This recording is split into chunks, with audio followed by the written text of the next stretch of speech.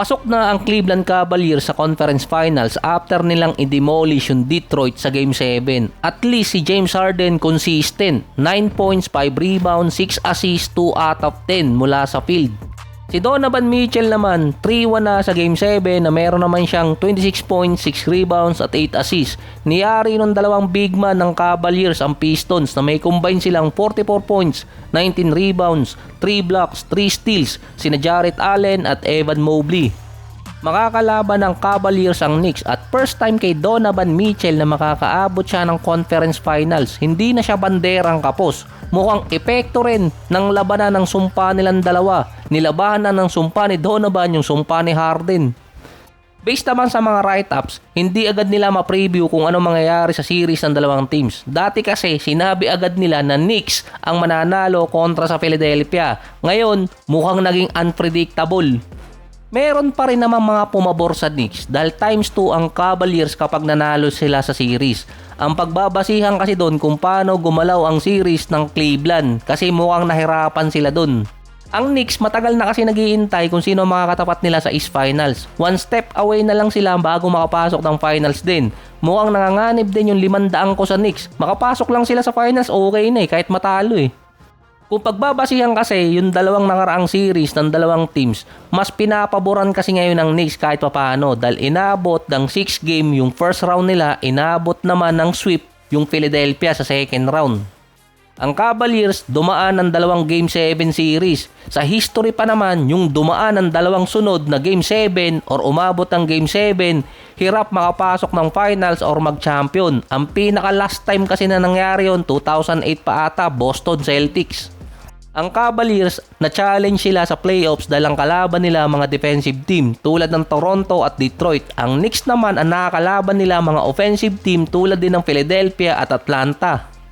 Sa regular season, number 6 offensive team ang Atlanta Hawks. Ang Philadelphia naman number 14. Ang Hawks din number 10 defensive team samantalang ang Philadelphia number 17.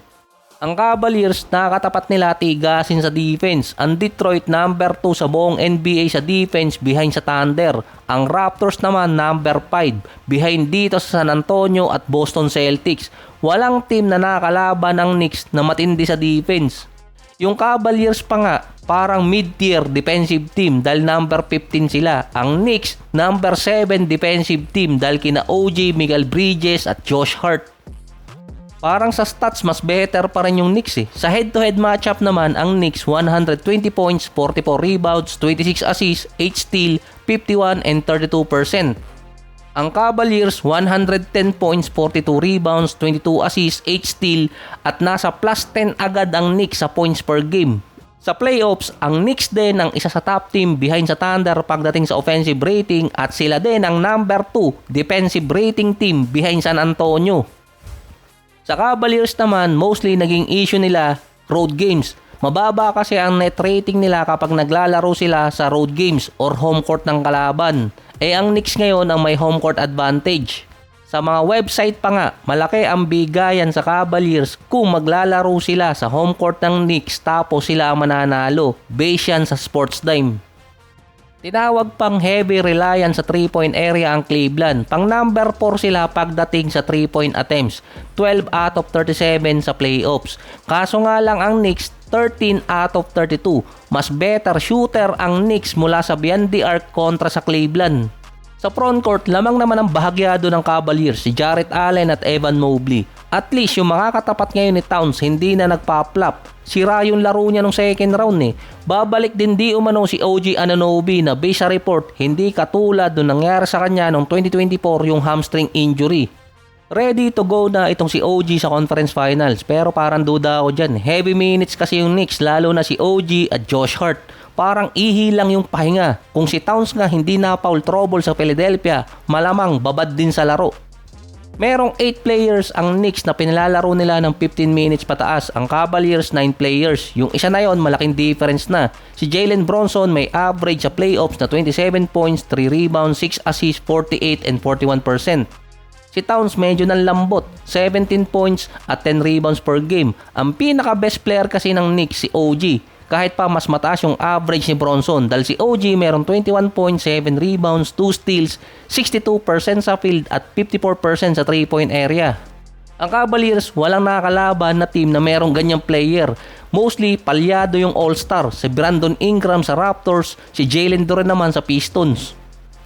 Sa Cleveland din si Donovan merong average na 26 points, 5 rebounds, 3 assists, 44 and 31%. Okay na rin yung series niya ngayong taon, hindi siya na-injured, baka tinatago lang.